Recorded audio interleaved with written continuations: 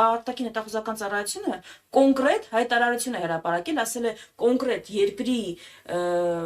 ուժային կառույցի միջամտության փորձ ենք արձանագրել։ Հիմա երկրի անունը չտալը ո՞րն է, այս Հարի Փոթերը չի, որտեղ Վոլդեմորտի անունը չեն տալիս։ Թողնելով իրենց մանևրելու հնարավորություն, կրկնում եմ, որ գնան Բրյուսել, աջակցություն փորձեն ստանալ,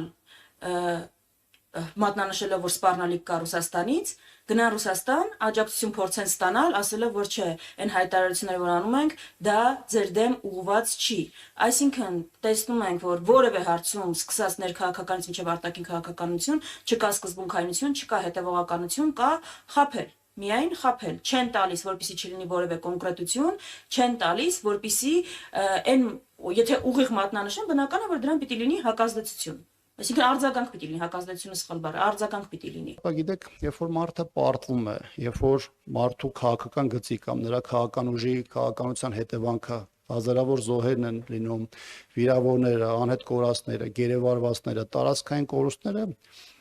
երկու ճանապարհ ունի։ Կամ ներողություն խնդրելու, հրաժարական տալու, սպասելու, թե իրավական ինչ պրոցեսներ կլինեն